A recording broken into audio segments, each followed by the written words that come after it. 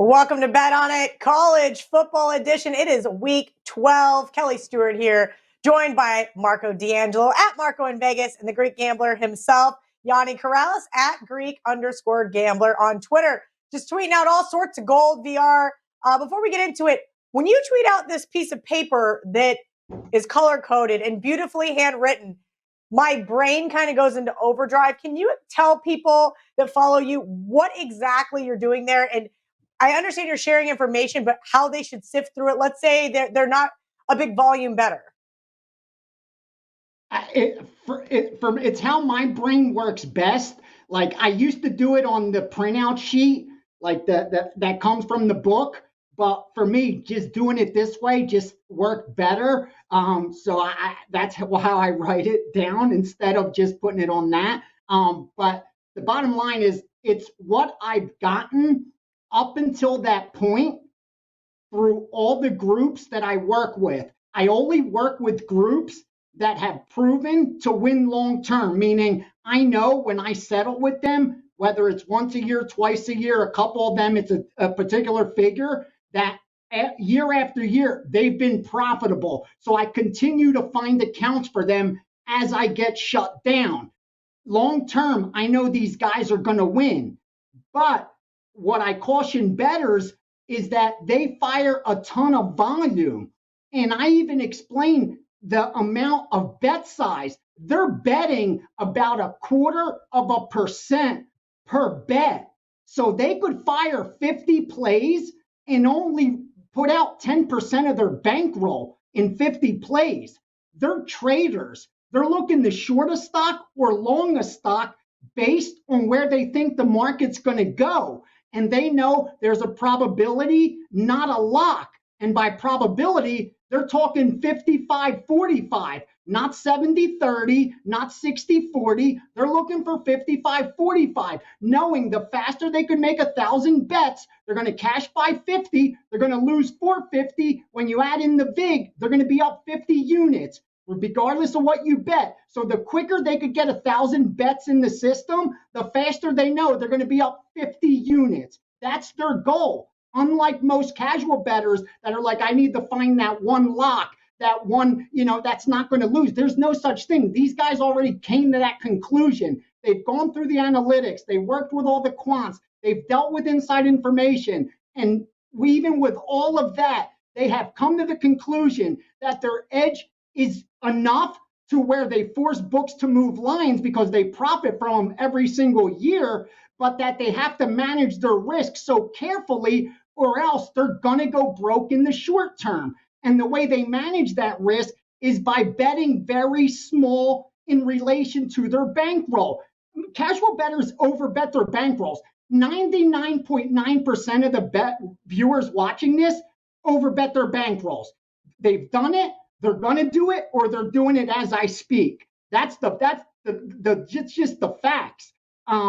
Because based on your edge, you just shouldn't bet that much. Now, how you should use it, my advice is the way I use it. The only people I ever piggyback blindly are those that have proven to me they have such an edge in a particular sport that I don't handicap that it's pointless for me to even have an opinion. And a perfect example is I have a play I'll give out later on the show on the Guadalajara finals in tennis. I don't know anything about either of those players, but I know this group to be betting it does. So I'm going to piggyback that blindly because long term, they've proven to me to win. Now, for all the other stuff, when you see 20, 30 college basketball games, they may be middling some of those. They may be setting some up to come back later and bet the other side, but within it is a ton of gold. I'm sharing it because I have interest in it, money.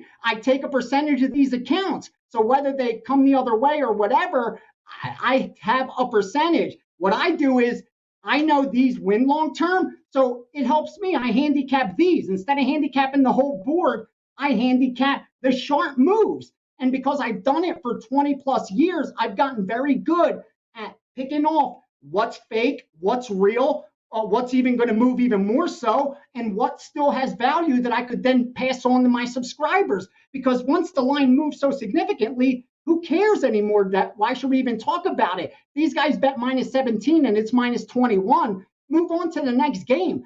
It's gone. They wouldn't be betting minus 21. They'd probably be looking at the other side.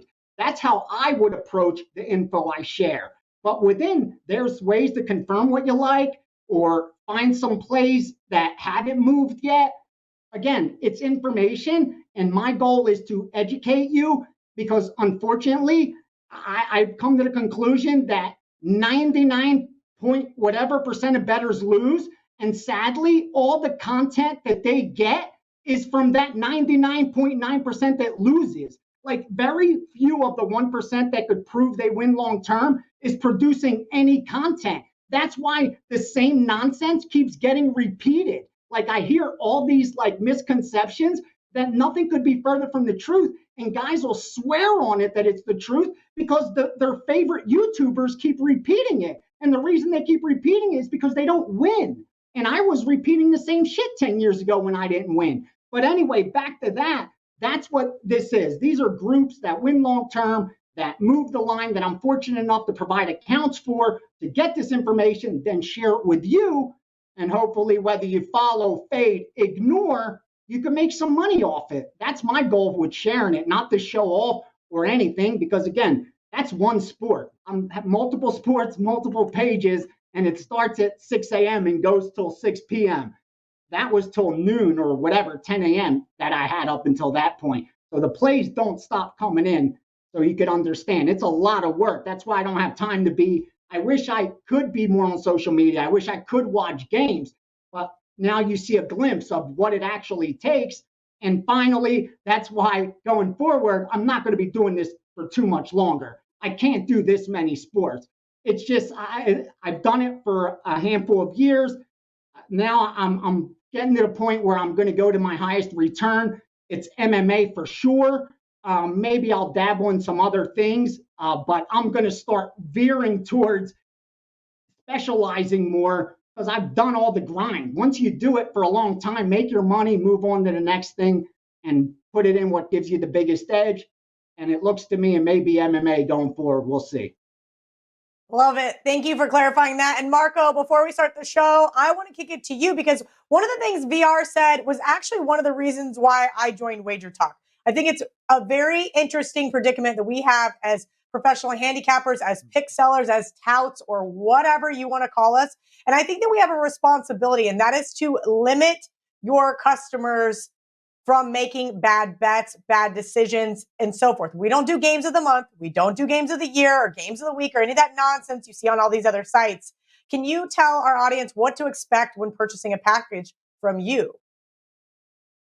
Yeah, Kelly. Now, there's always, I hate to use this saying because I like to, slap somebody that would actually do it, but there's, so many different ways to skin a cat, the saying goes. And what Ace does and has done successfully for all these years is good. But as Ace says, you have to be a certain type of person, have a certain type of bankroll, and be able to handle the ebbs and flows that go with high volume. I'm probably the complete opposite, but both are very successful. I try to minimize the picks that I'm using, find the best spots, give a detailed analysis to it, and back the play so you understand the reasoning. And a lot of my analysis that I give with my plays are the things that you hear here on Bet On It when I talk about situational stuff, where it's a bad spot for a team. And what I found, me and Ace are doing the same things in different ways. Ace is looking for finding the value to make a plus EV wager. I do the same thing by finding the situations because to me, all of the stats, and we talk about the numbers, guys. If you're just crunching numbers, everybody has the same metrics. We all go to the same sites, use the same databases. So do the books. Newsflash for you. The guys that make the lines, they use the same set of stats. So where do you find those edges? Well, what the books don't do is look at situations and find the spots where a team is going to be high or low. Perfect example. 2 weeks ago, Kelly, you and I both were on a team. TCU against Baylor. They just fired their coach. They looked in total shambles. Baylor was rolling, but it was a situation where Baylor was sandwiched between two of their biggest games of the year. And they came off the win, the first one, took TCU for granted, and we were on TCU and they beat them. And then what happened the next week? That same Baylor Bears team that lost to TCU, who, by the way, the very next week lost by a gazillion to Oklahoma State, Baylor turns around and beats Oklahoma. That's what we're doing. And yes, Kelly, we don't have games of the year at WagerTalk. We do have games of the month. Guys will, designate a game there, but we've eliminated the game of the year banner from WagerTalk because it was old school. It was 80s, 90s, the touts and the locks. We don't use the word lock. There is no lock in anything because even if something is so good, that quarterback can go down on the second play of the game, and that lock just went down the pipe. So we do things differently. And how many other shows, Kelly, are doing the stuff that we're doing with shows like Bet On It, Wager Talk Today, all the daily sports shows? We are trying to educate the public to help you make better bets. Do we sell picks? Absolutely. But every time you're listening to one of our shows, we're teaching you a way to do it yourself as well to make you better at it too. And that's something I'm very proud of. I've been in this business for over 4 decades, Kelly. Yes, I've been there with the locks of the year, the 900 numbers, everything that has ever been done in the sports betting industry.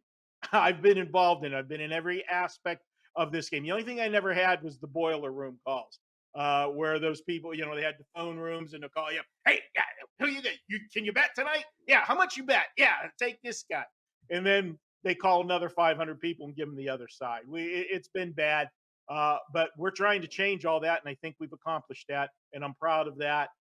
With surrounding ourselves with people like Ace, yourself, Kelly, Ralph, all the different people at Wager Talk. If you saw how many people wanted to be at Wager Talk that we get every day, Johnny can tell you, applications that we get.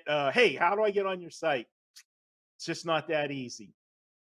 It's not that easy. And I get a lot of those text messages, and I have been fortunate enough to handpick the last few guys that we hired. And hopefully they have 40-year-long careers like you do, Marco. Love to hear it. I know Ace has been in it since the mid-90s.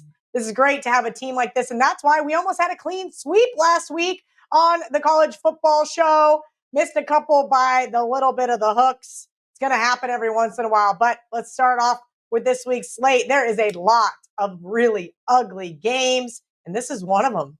It's going to be a big-time game. Michigan State at Ohio State. They are 19-point underdogs, total 68.5. We're even seeing some 18.5s over on the Wager Talk odds screen.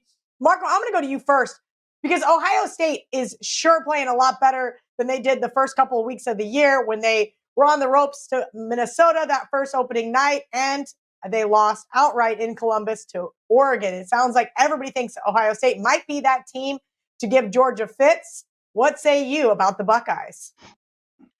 Yeah, Kelly, you look at this one, and, when we decide which one's going to be the marquee game that we're going to break down, we're looking at the records, we're looking at the rankings and the big names. But unfortunately, it checks all those boxes. The other box that it checks is a big line as well. When you first glance and you see a game of this magnitude, 2 9-1 teams from a Power 5 conference, you really wouldn't expect to see a 19-point spread. But, Kelly, the thing about this Ohio State team, at the beginning of the season, the offense didn't have any problems. The offense was there from the word go. The problem was the defense, and they were giving up a ton of points.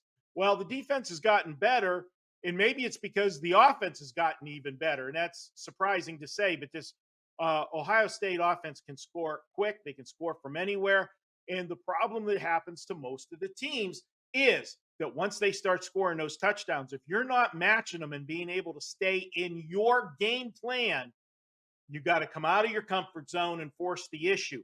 And with Michigan State, that's what I feel is going to happen here. I think Michigan State will hang around for a little bit, but as Ohio State starts to creep away, gets that 10, 14-point lead, and then Michigan State's got to abandon their game plan and start to try to press, that's when the turnovers happen. And when those turnovers happen, Ohio State is going to bury you. I like Ohio State in this game, but will I get to the window as an actual play for my clients? Probably not. But if I'm playing the game, I'm not taking Michigan State. I lean to Ohio State here. I've got them winning this game 41-20. And Michigan State, I talked about those turnovers. They've had 5 straight games now, Kelly, where they've turned the ball over 2 or more times in the game. If that happens again on Saturday, it's going to get ugly for Michigan State. Yeah, Marco, I'm with you here in terms of the turnover battle. Ohio State, I think, might be getting a little bit too much love here in this line. VR, have you seen any of the respected groups come in on Sparty, or what gives with the line move?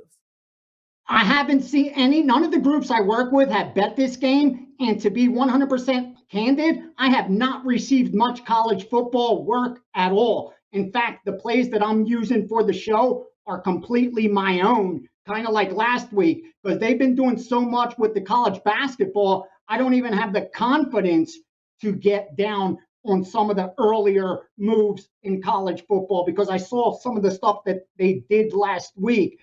Getting back to this game, I actually want to change. I think I had put in Ohio State that I sent in on the email. I want to put Michigan State as the pick for the show. Again, I have not bet this game. I'm not going to bet this game. I'm not getting to the window. But if you want my honest opinion, I got to give it to you. And it's completely changed within 5 minutes. And here's why I probably put 5 minutes into it the first time, because it wasn't a game I was going to touch. Because here's what jumped out at me first. Wait, why is Ohio State a minus 19 point favorite against this Michigan State team? You're looking at 2 9-1 football teams. In fact, Michigan State's done so much better against the spread. Take out the ties, and there's only one game they didn't cover. They've outperformed the betting market. So why is Ohio State about a 3-touchdown favorite? The odds makers are so sharp. They're so much smarter than us. They got to know something that I don't. So, of course, Ohio State's the side. They got to be the side, right? Dude, that was my thinking maybe 10, 15 years ago when I actually thought the game was played a lot differently. The guys on the other side of the counter, they're not predicting outcomes. They're managing risk. And Kelly nailed it. Ohio State is going to get a ton of love because a lot of the reasoning is going to be that. They're the legit team in this matchup, and Michigan State's not. They're the one that's proven it year in, year out, and Michigan State's not. In this spot last year, Ohio State won by 40. The year prior by 24. The year before that by 20 plus. So it's kind of the same thing every year. Why wouldn't you lay 3 touchdowns this year when Ohio State's 9-1 and they're playing them at home? Because power rating wise, it just shouldn't be that high. Even the analytics, just look at the metrics. They're not that far off. And I'm talking about things like yards per play, yards per point, yards per rush, yards per completion, per attempt, those kind of metrics. They're not that far off between these two. In fact, I went into a little deeper, and I shouldn't even go this much because it ain't a game we're even betting, but expected points added, which is one of the most predictive metrics that we know of, and it's not even that predictive. It's got an R-squared correlation of 0.25, but still, if you look, Michigan State's 20th overall, Ohio State's number 2. And then on the defensive side, Michigan State's 39, Ohio State's 24. Again, they're a lot closer than a 19-point spread reflects, but we're so prone to seeing this and already concluding, why are they 20 points if they're not going to blow them away? The bookmakers know something, and then what happens is Michigan State has a junk touchdown in the end and ends up covering. Again, I'm not messing with this game, but if I was, I know it's the square side. I know if you look at those percentage sites, it's going to say 7 out of 10 tickets are on Michigan State, blah, blah, blah. But when the bottom line comes and they kick off, I think the money's not going to reflect $7 out of $10 on the Michigan State side. That much I promise you. And it's dollars that matter, not ticket count. So for me, it's Michigan State or leave the game alone. And I'm just going to leave it alone, Kelly. I think it's best we all just leave it alone because I think you nailed it. If I bet Ohio State in this game, the back door will be wide open. I already can picture it now. We all know I don't lay that kind of chalk. All right, now it is time for some trends and angles with our guy, Ralph Michaels. There he is, the man with all the trends and angles, Ralph Michaels at Cal Sports LV. If you guys are not already following him on Twitter, you are missing out. Ralph just hit 25,000 followers. And why? Because he puts out some of the best charts, some of the best trends and angles, and some of the best information that you can use to help yourself become a better handicapper. That was my Ralph plug. Now, before we get into it, Ralph, I'd like to plug our good friend John Ryan at John Ryan Sports 1 on Twitter, because he sent in a little information for us this week. Yeah, John uses the database quite a bit, does a great job. Follow him at Sports Memo. He does some great videos. And we've talked about this, Kelly, but I want to bring it up because it's such an important part.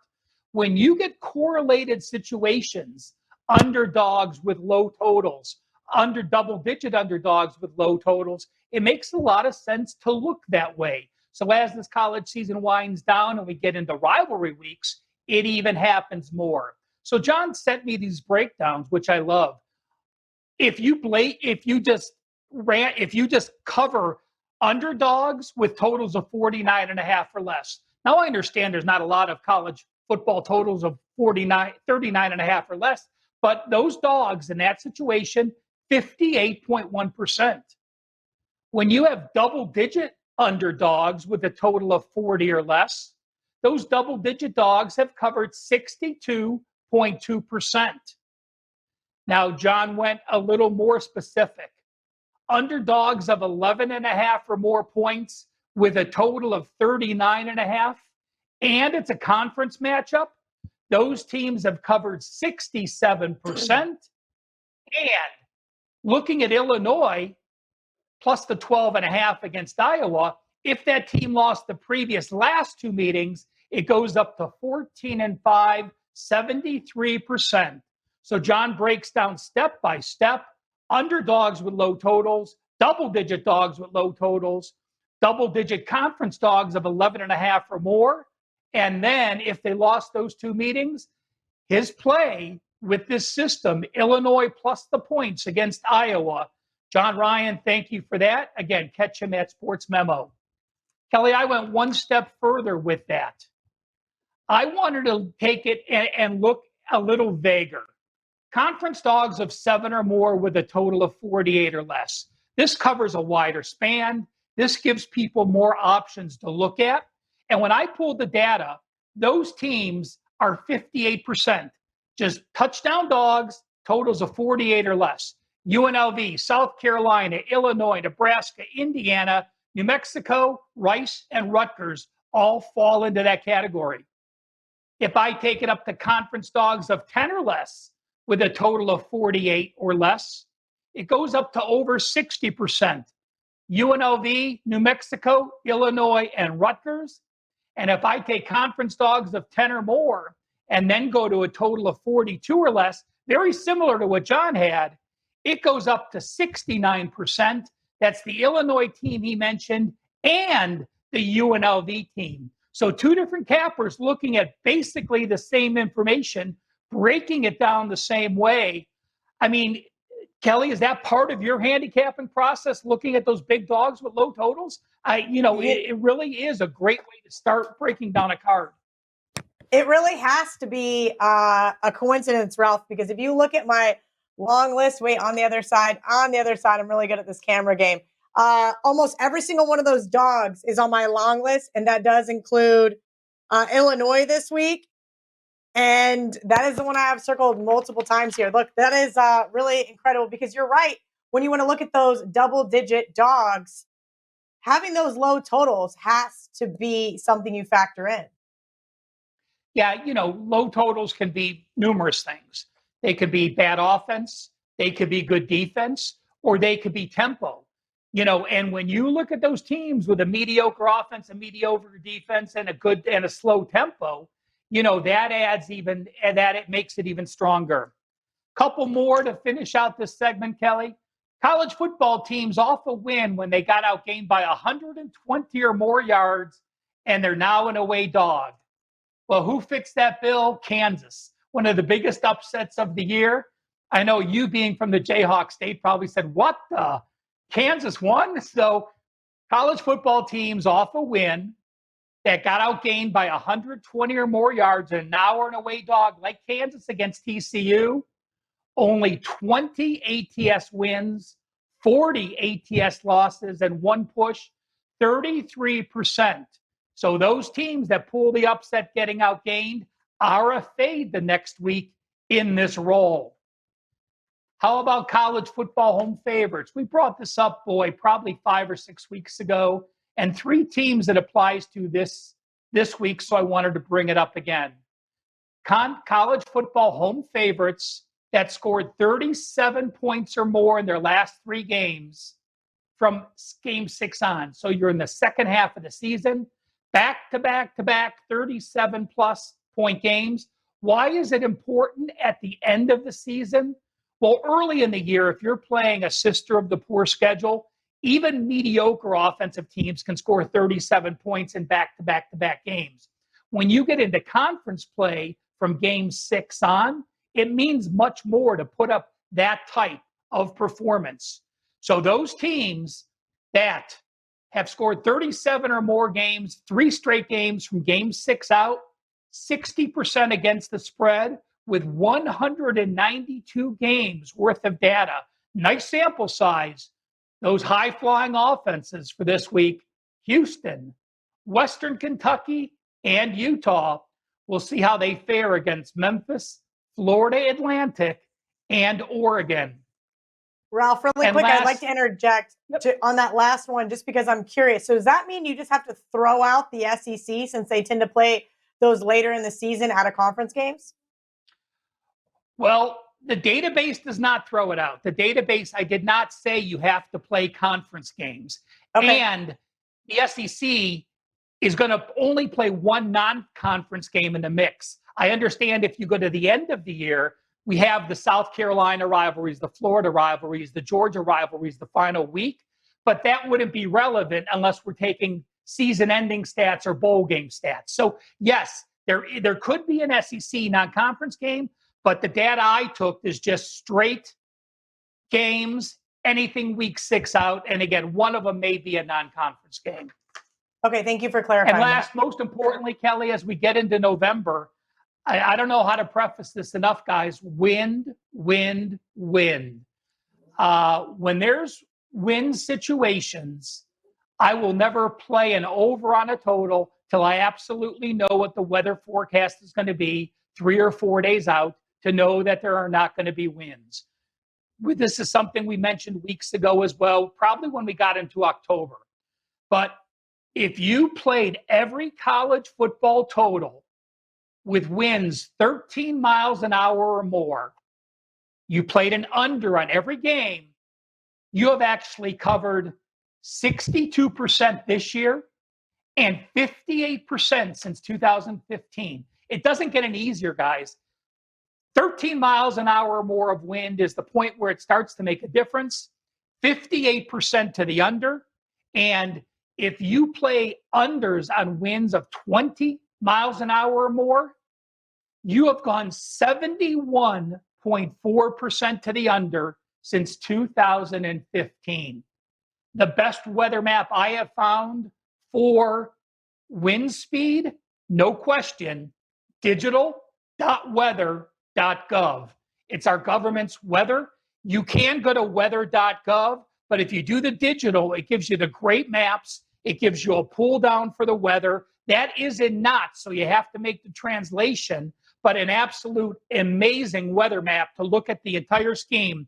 Digital.weather.gov. Check it out. And make sure you're looking at unders when winds reach 13 miles or more in your game. Thank you to Ralph, and thank you to all of his insight and knowledge. We're going to take a quick commercial break, but when we come back, it's time for some barking dogs. 7 days for under $10 a day. There are 2 college football games Tuesday night, 4 NFL and 2 college football games on Thanksgiving, 16 college football games on Black Friday, plus a full Saturday and Sunday of college football and NFL action. Add in any NBA, college basketball, and NHL action, and it's an awesome week of sports. We are so very thankful that you are current or maybe a new client of WagerTalk, and we want to give you our best once-a-year price for a 7-day all-sport, all-access package. Enjoy the holiday with family and friends, and don't worry about missing plays throughout the week if you're traveling. That's right, only $69 for 7 full days of college football, NFL, NBA, college hoops, NHL, and any other plays your favorite capper releases. Happy Thanksgiving and safe travels for those hitting the road from our WagerTalk family to yours. Welcome back to Bet On It. Marco and VR, let's bring these guys in. This week sucks. I know this sounds like a bad attitude to have, but this card is ugly. Before we started the show, I asked VR and Marco who their favorite dogs were this week because I've got about 9 of them, and I've got to narrow some of these guys down. So I'm going to maybe tag along. Let's see. I don't want to hear anybody on Twitter complain if I happen to have the same one as one of these guys. But Marco, you are up first. VR, you're on deck. Well, Kelly, I just want to say ugly dogs need love too. Okay. So let's spread it around here. That's very shallow of you. You just want, little cute, classy dogs. And I'm going to bring you some this week. And we're going to start it off with my barking dog that could have been a trap game as well. And what I'm going to talk about is we're going to go to UAB, and they're playing Texas San Antonio. And Kelly, as you know, both you and myself have been involved in the Texas San Antonio games quite a bit this year, and we've had some pretty good success. But now this is a spot where I'm going to step in front of that team, and we're going to go with UAB. And the reason being, this is one of my first angles that draws attention. I don't take it blindly, but it's going to get me to dig really deep into a game. And this is where I talk about you have the guys that do this committee-wise, ranking-wise, and then you have guys that do it for a living, point spread-wise. And when there's a major difference in something, it is a red flag, and I'm always going to look to the side where the people that do it for real money, and that's the bookmakers. And what I'm talking about is Texas San Antonio is undefeated. They're ranked in the top 25. They're playing an unranked team today. They're playing at home. So automatically, they're going to be a favorite.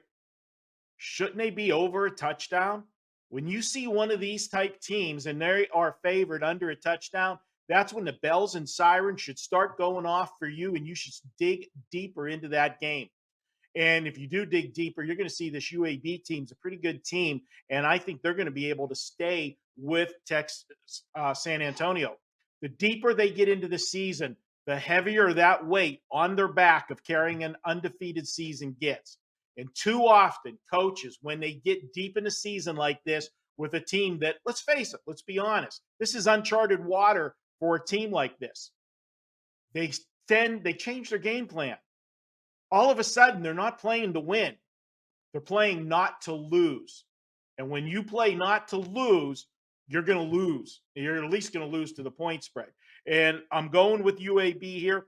Offensively, they run the football and pass the football equally well. That makes it very tough for a team to defend because you don't know which element to try to take away, because whatever you try to stop is going to open up and leave you vulnerable to the other, and they do both well. I think they trade points with Texas San Antonio in this one. I think it's going to be a barn burner of a game. Texas San Antonio ranks 95th in college football against the pass at yards per play. UAB is going to come out and run the football to establish their good passing game. And whenever they do that, they're going to hit some big, big plays later in the game. Take UAB. We're calling for the upset, Kelly. Get the sprinkles out. 34-31. Take that live ugly dog. Uh-oh, Marco's betting against the best team in the state of Texas. Here we go. Gotta love it. UAB was not on my list, but it is now. Thank you, Marco. VR, who is your barking dog for week 12 in college football?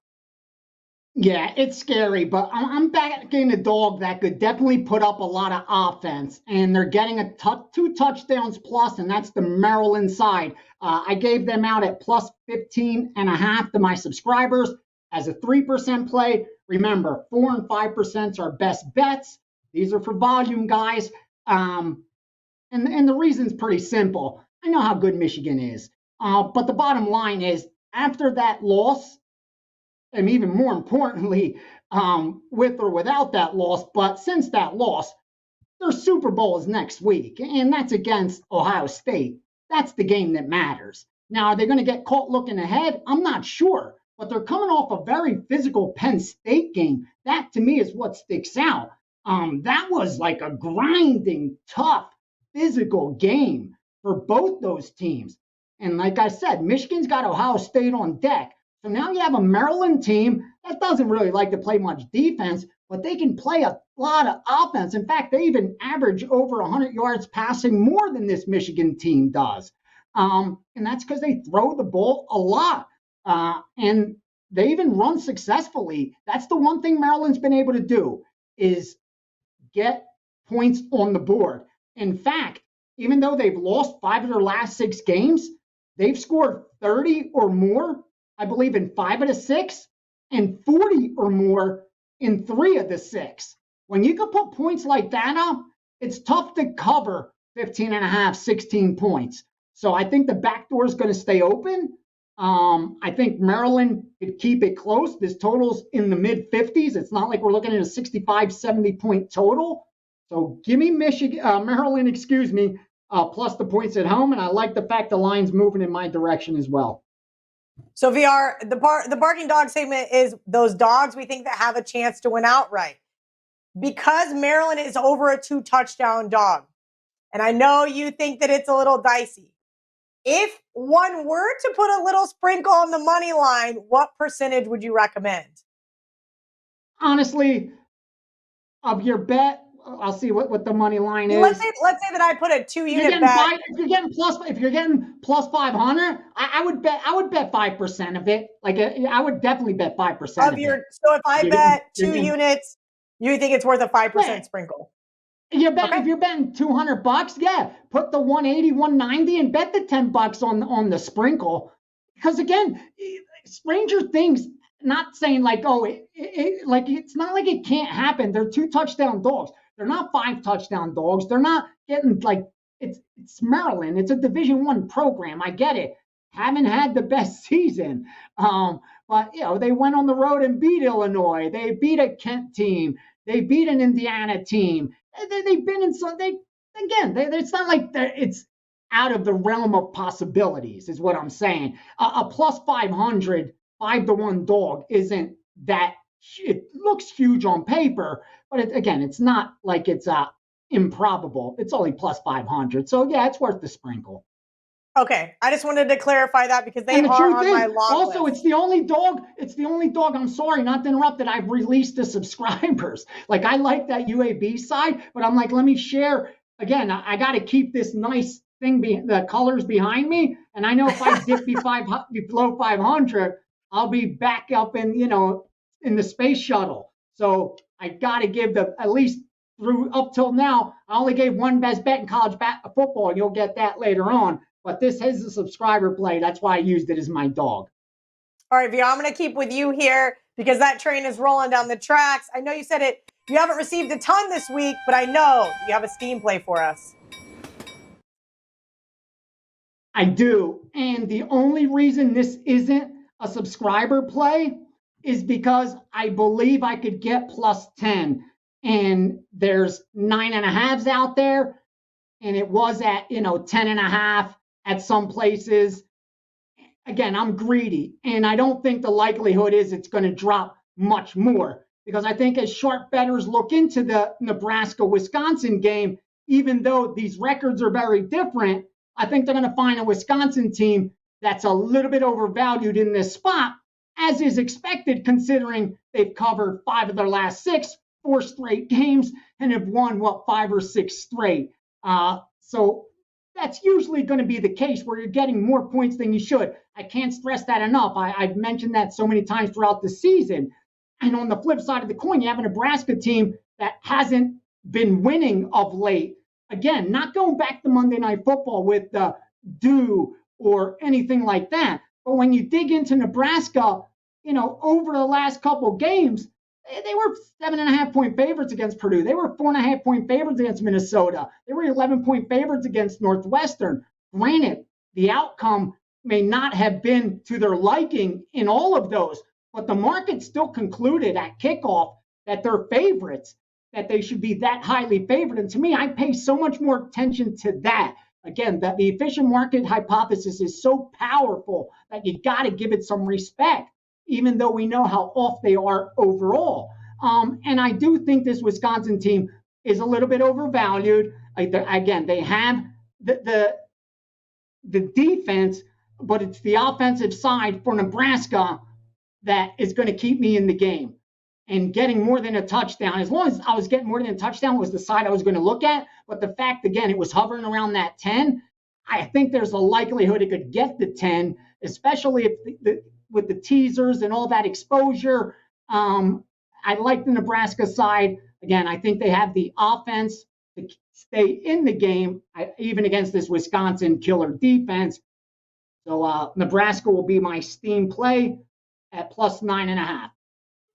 I love to hear that because Nebraska is on my barking dogs list that might make my 3-team money line parlay. Marco, the deli has been feeding me really, really well as of late. Tell me it's still open. Deli is still open, and it's going to be a tasty one, Kelly. And you know what? We've been kind of using the same lunch meat here the last few weeks coming out of this same conference. And you know what? If you find it and you're reading it well, just keep riding it. And we've got another one of those situations this week. Last week, what did we do? We took East Carolina against Memphis. We were all over that. Barn burner, got down to the wire, got the outright win. Why were we on East Carolina last week? Well, they were playing Memphis. Well, if you remember, the week before that, we were on Memphis. Why were we on Memphis? Because they were catching SMU off of that heartbreaking loss to Houston that snapped their undefeated season, the Dream Crusher game. And we just felt that there was no way SMU was going to be able to pick themselves up off the mat, and they lost the second week in a row. So we felt Memphis was vulnerable last week because of the scheduling spot advantage they had in beating them. And East Carolina took advantage of it because Memphis was in a sandwich between SMU and Houston this week. Well, speaking of sandwich, that East Carolina team that treated us well last week, we're done with them. One and done. Like a bad pickup at a bar. We're throwing them to the wayside and going with the other side here in Navy. Why is that? Well, because East Carolina had everything going for them last week, and it took everything for them to get it done, 30-29. But look who they've got on deck. They're going to look right past this Navy team because the biggest game of the season for them is next week. Is they may get their opportunity to knock Cincinnati from the ranks of unbeaten. This is a classic sandwich spot. And you're going to say, ho, Marco, look, Navy's coming off of Notre Dame their last game. Well, you know what? You are absolutely right. They were. And that was 2 weeks ago. There was a week in between. That's one. Two, most teams get excited playing Notre Dame. It's a big thing, to go to South Bend or whatever. Not for Navy. They've been playing every year since I was knee-high to a grasshopper, okay? That's on their schedule all the time. And it's a military school. They generally don't have those highs and lows like the other teams. You know what they do have? Discipline. And you know what that discipline's going to be? They don't turn the football over. This is a team that's got 1 turnover in their last 5 games, and they're going to run the football down your throat. You think East Carolina, with one eye looking ahead to Cincinnati next week, is really going to be enthused about making 60 to 65 tackles when that option comes barreling at them this entire game? No, they're not. I'm taking Navy. I'm taking the points, and we are calling for the outright upset. Navy, 28-24.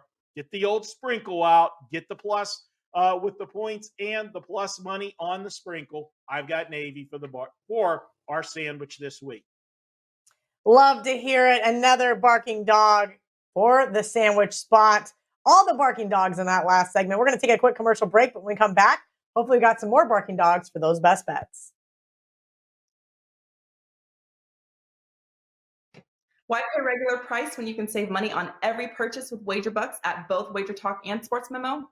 WagerBucks are now eligible for use on not just daily, 3-day, and 7-day passes, but all long-term and seasonal packages up to 1 full year. There are tons of options available for every budget and size of bettor, from as low as $90 gets $100, all the way up to $3,500 gets you $5,000. Save every day on every pick you buy with WagerBucks. Sign up for the free WagerTalk text club to gain access to free plays and exclusive discounts. Just text WagerTalk to 33222 to sign up and get a $10 coupon to use on WagerTalk.com. Welcome back. It is now time for Best Bets. And if you've been following me all season long, you might know where I'm going with this one. And that is because the Miami Hurricanes are back at Sun Life Stadium. This team, favored in Sun Life, is the best fade. I have been on against them 3 times this year at home, and this is going to be no different. Also, you were on TCU with me the week they fired Gary Patterson. You knew why I was going there as well. Obviously, Justin Fuentes just got fired from Virginia Tech. I think this is too many points for the team that turns the ball over way too many times. I believe the Hokies keep it close, and there might be a small chance that they end up making my 3-team moneyline parlay. Marco, do you have another barking dog for us for your best bet? Kelly, I got dogs all over the place here, and hopefully we don't step in any dog poo because, sometimes when you have all dogs, they go to the bathroom, but I think we're good here. We're going to go to Iowa State. Well, you know what? This is one team that maybe sometimes does make me step in it. They've not been kind to us, but they're in a perfect spot this week. Yeah, the world will look for Oklahoma to bounce back after last week's game against Baylor. They're back at home. Yeah, they can still get back into the Big 12 championship game with a win here. They're not out of it. They still control their own destiny. But you know what? You're Oklahoma. You were rolling. You were undefeated. And now you suffered that first loss. Can I say Dream Crusher? Because you're not getting in a Big 12 team, whether you run the rest of the table, win your Big 12 championship, you're not getting into the dance of the final 4 teams for the national championship. So your dream got crushed last week. And you're Iowa State. This is a team that just when you think they got it figured out, they win 4 out of 5. What do? They throw in a clunker last week against Texas Tech and lose as a 12.5-point favorite. So how do we explain that loss? Well, this is how you explain it. The week before, they took Texas out behind the woodshed and put a beating on them, 30-7. This is a reoccurring theme I've said all year long. Teams have been gunning for Texas and Oklahoma all year. Why? Because they gave the old big FU to the Big 12, said, we're taking our show elsewhere. And teams want to send them out the door with a kick in the ass. I'm sorry, let's be honest about it. Well, we had one of those situations last week. Baylor was in the Texas-Oklahoma sandwich the week before and lost to TCU. What'd they do? They came back and beat Oklahoma last week. Guess what? You know why history repeats itself? Because nobody listens the first time. Here it is again. You've got Iowa State beats Texas 2 weeks ago and then lays an egg last week. Why? Because they were looking ahead to this week's game against Oklahoma. And again, Oklahoma, 1 loss, playing at home, has everything to play for, get to the Big 12 championship. Why is this line so low? They're begging you to take Oklahoma.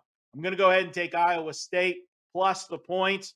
And I will officially say, if they let me down this week, they will not be on my card the rest of the season. But they are my best bet. Iowa State plus the points. Let's call the outright upset. Getting all excited. 27-23, Iowa State.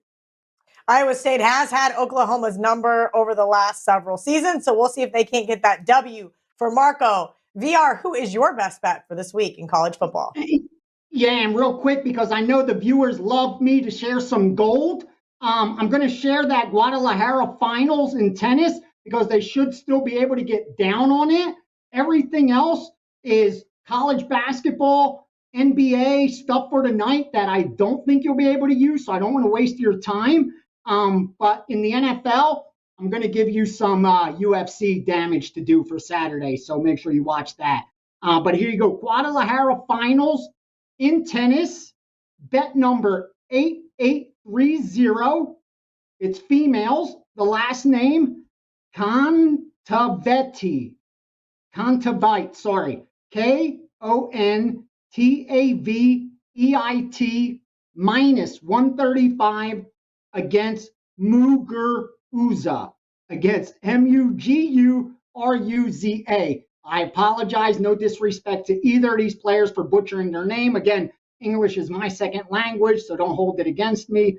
But it's bet number 8830 minus 135, Guadalajara Finals. Again, her last name starts with a K. Now, getting back to my best bet. I love when I uncover to play myself, meaning it's not a bet that one of the betting syndicates that then I dug in and agreed with, kind of like Monday night where the last week's card, even in college football, was all mine. And then to see someone when they come in makes it even better. I apologize for that. I'm going to turn that off real quickly. Anyway, getting back to that. And unfortunately, because of so many sports, I don't have the time to do it that much. That's why I love with MMA, where it's like 100% my own work. But here's one that I gave out as a 4% best bet to my subscribers. Looks like the sharps agree with me because the line's moving in my direction, but none of the guys I work with have bet it through the accounts. And that is Wyoming against Utah State. And what I mean by I love when I uncover it, I am confident, like when I bet MMA and I uncover it, I am very confident, even when I lose, that I placed a good bet. And more times than not, the market moves with me and it reassures me. But I just believe in my long-term results enough to be that confident. And with this matchup, I'm that confident we're on the right side, win or lose. When you dig into it, there's no reason at all Wyoming should be getting this many points, except for the records, meaning that you have a Utah State team that's coming in on a hot streak and, more importantly, having covered 4 straight games. Where on the flip side, you have a Wyoming team that's lost 4 or 5 of their last 6 games, having covered 5 of their last 7, even though they've covered 2 straight. So it looks like 2 teams in opposite trajectories. But when you dig into the metrics, these teams are so much closer than you think. In fact, it's that Wyoming team that I think is going to create some problems for Utah State. This is one where I'm like, I would definitely be sprinkling, because you have a Wyoming defense that holds their opponents to 5.9 yards per pass attempt, when the NCAA average is 7.4. Doesn't get better than that. And then defensively against the run, they're right there on NCAA average. Utah State is not going to have the edges that record reflects. And then what did I say? The expected points added. Just look at the overall. Wyoming, 41st in college football. Utah State, 58th in college football. On the defensive side of the ball, Wyoming, 31st in college football. Utah State, 50th in college football. Yes, like I said, the metrics on the Wyoming side are better. It doesn't always mean you're going to go out there and win games. But what we have is the data, and more importantly, predictive data to point us in the right direction. There's so much randomness to outcomes of games, fights. You miss a call, it changes the whole trajectory of a game. You know, a team's about to go in and score before halftime. Instead, a bad call, the other team gets the ball, they go down and score. It's a 2-touchdown difference. Everything changes. That's the randomness of so many outcomes. So for me, that's why I trust the metrics more than my eyes, more than the scores, more than anything else. And they all point to this Wyoming team being right there, side by side, able to hang with Utah State. Yes, Utah State's home, and that's why we're getting such a generous spot here. I gave it out to my subscribers at +6. There's rare 6s out there. There's 5.5s available. Go in the 5 fast, because I think some short money is going to agree with me as they find time to dig into the metrics. Because I think the power ratings off the bat probably didn't reflect them that strongly. But when you dug deeper, I think that's what they're going to uncover, just like I did. Let's go, Wyoming. Get me that cover for the best bet and keep me my background. Keep your background is right. I, too, have Wyoming on my long list, and there is a slight chance that they may make my parlay as well. We're going to take our last commercial break. When we come back, it's time for the recap. Each and every Monday is $9 Monday at WagerTalk.com. All daily picks packages are priced at only $9, including $40 5% best bets. As an added bonus, all new users will receive $25 in wager bucks credited to their accounts, available for immediate use after their initial $9 Monday purchase. So make sure to take advantage of $9 Mondays at WagerTalk.com. The WagerTalk You Pick special is live, giving you the option to pick the league of your choice and get 30 days of picks for only $99.